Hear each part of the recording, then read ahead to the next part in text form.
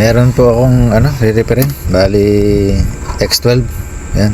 MBRB 7 F710. Yan. Bali 4,000 watts. Bali sabi nung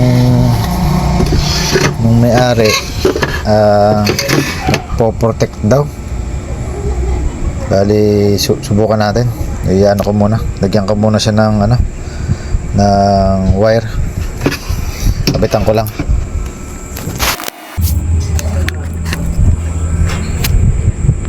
Lagyan ko na siya ng wire. Ito. Bali subukan natin lagyan ng supply. Sa lang muna tayo, test valve. Try natin 12 volts to. Bali yan. Naka-protect nga. Bali kailangan natin kalasin to. Kalasin ko muna. Pinabilis mo na naman. Magtatanggal muna ako ng ng MOSFET nya sa natin para ma-check ko yung signal dito sa sa pinaka PWM nya kung may pumapasok na maayos dito o may problema yung IC natin. Bakit siya nagkakaroon ng red indicator? Bali nagpo-protect siya. Bali dito muna tayo magsisimula. Tanggalin ko lang muna yung mga MOSFET. Bali 8. Bali doon muna tayo sa supply. Kalasin ko muna.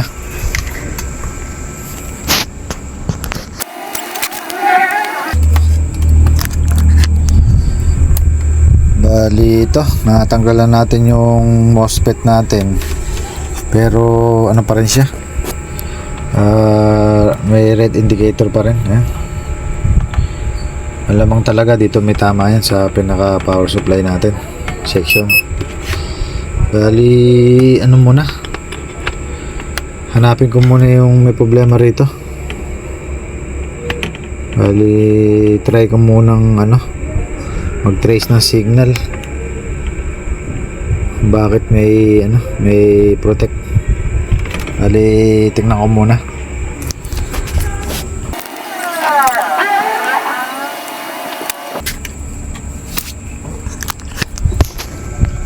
Ito pala ang salarin, yung IC natin.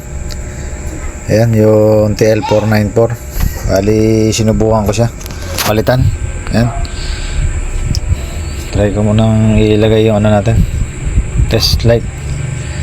Ayan, bali naging goods yung nya, kanya indicator light. Sukatan natin ang ng frequency kung goods yung nilalabas ng kanyang kanyang IC. Bali dalawang line to. Ito yung isang line. Tusukin ko to. Ayan, meron, maganda. Bali ang frequency niya ito 31.0 kHz sa isang side. Bali lipat natin sa kabila. Ito. Bali pareha sila.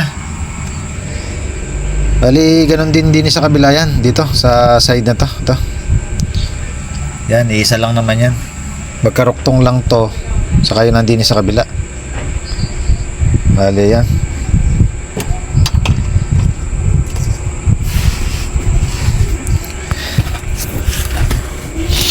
Bali doon natin sukatan ng ng kanyang frequency din sa mga resistor natin sa gate ng mga ng ating MOSFET.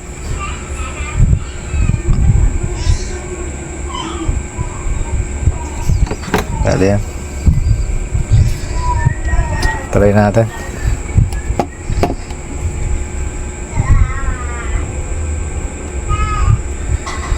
Ito, subukan ko. Bali ito yung gate. Ito isang side dito. Bali meron siya 31. Ayan, tumaan na ng resistor yan. Diyan natin makikita kung lahat ng gate may problema, may buo o may problema. Bali yan, ganun din 31.1. Lipat natin sa kabila. Bali parehas lang. Yung pang-apat ito. Yan, parehas lang din. Bali sa kabila naman tayo. Dito sa kabila. Bali dito, lagay ko lang dito. Bali yan, buo rin sa resistor. Maganda. Lipat natin sa pangalawa. Bali ganun din. Sa pangatlo. Ayan, okay din. Sa pang-apat, tingnan natin kung goods to. Bali, ayan, pare-parehas na. Bali yan. Bali, subukan natin ibalik yung yung mga MOSFET natin. Kung okay na. Bali, ayan. Goods na. Bali, kabit ko lang yung mga MOSFET natin kasi siguraduhin natin na walang nakadikit na kahit kahibla lang ng buhok para sure na walang magiging problema. Kabitan ko lang.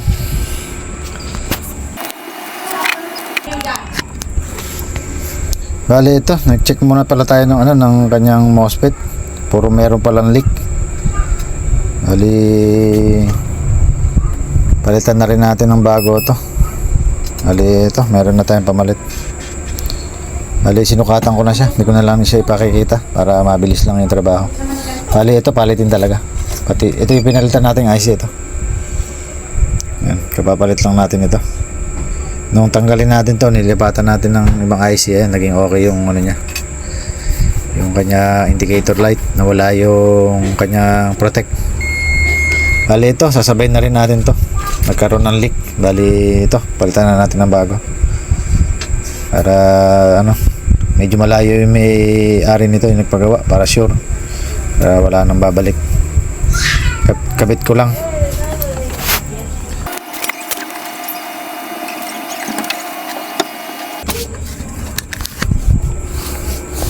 Ito na, may lagay ko na yung kanyang MOSFET.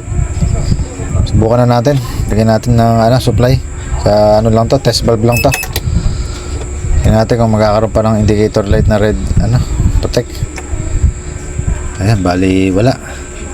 Tapos yung ilaw natin biglang umilaw tapos biglang nawala. Mas magandang mas magandang indikasyon yun na good yung natin. Power supply. Ulitin natin, try natin. Ayan, pagsabayin ko na yung ilaw LED saka dito sa test valve. Ayan. O ayan, may ilaw na. Nagkulay green. Bali check naman tayo ngayon nung supply natin sa output. Tingnan natin kung nagkaroon ng supply. Okay. Bali dito. Bali ayan, meron siyang 28 volts sa kabilang side. Dito naman tayo sa kabila. Bali dito saka dito. Bali ayan, meron din kompleto. Bali dito man ganun, isa lang naman to. Testing natin. Ayan, parehas lang. 4 yung capacitor nito. Bali okay naman lahat. Bali check na lang din tayo ng bawat channel niya, yung kanyang bias. Dito muna tayo sa isang side. Tandaan lang. Bali yan, sa isang side meron 0.3. Lipat na tayo sa katabi. Yung pang-4. Ayan, meron. Bali yan, meron din. Yan. Bali bago natin ikabit sa kanyang sa kanyang housing, i-test natin yung sounds niya kung goods.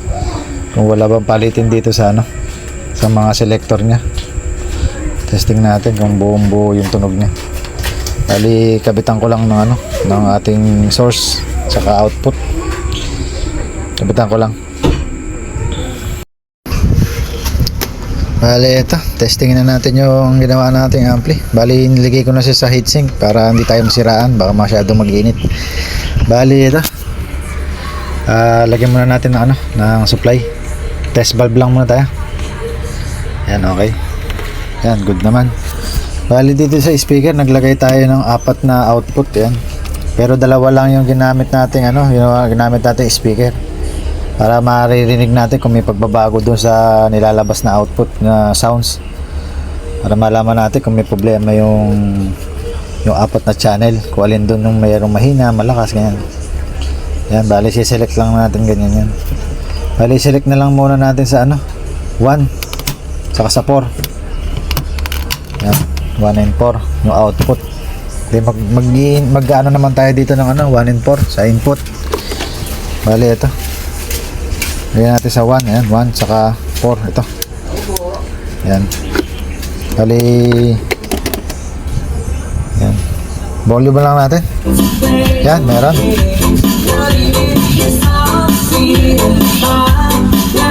Bali ito yung volume ng 1 and 3 ay 1 and 4. Ito yung isa, ito yung malakas. Yan, ito yung isa. Ayan. Bali yung 1 and 2 yun yung ano yung side ng left. Yung 3 and 4 ang side ng right. Yan.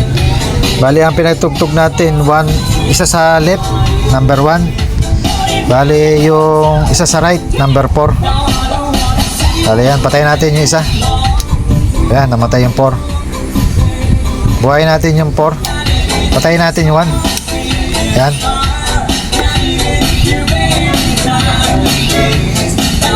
Testing naman natin yung ano, yung 3 saka 2. Ayan. Patayin natin yung ano, iba. Bali yan. Bali yung 2 right. Yung 3 natin left. Bali dun din natin lagay sa output natin para malaman natin kung goods yung sa ano niya, sa 2 saka sa 3. Lagay lang natin sa 3 to. Tapos yung isa 2. Yan. Lagay, nakaselect na. Bali testing natin. Ayan, meron. Try natin volume man dito. Ayan. Yung isa dito.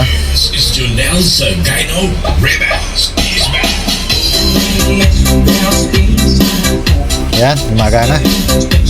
Bali yung dalawang ano natin, dalawa gumagana. Wala tayong problema dito sa input natin hanggang sa output natin buo. Lahat ng channel gumagana. Yan. Bali ito, lalagay ko muna sa kaha. Bali ano, nga pala. Chinek ko na to, okay naman yung selector niya. Route selector, okay. Pati dito sa ano niya, sa high pass filter niya, saka low pass filter niya, okay naman yung apat na to. Bali ano, kumpletuhin ko lang ng kaha. Ikakaha ko na ulit, tatakpan ko lang. Bali ito, okay na, nailagay na natin yung housing niya, yung mga cover niya. Bali yan, okay na. Sa problema ng ampli na to, okay na.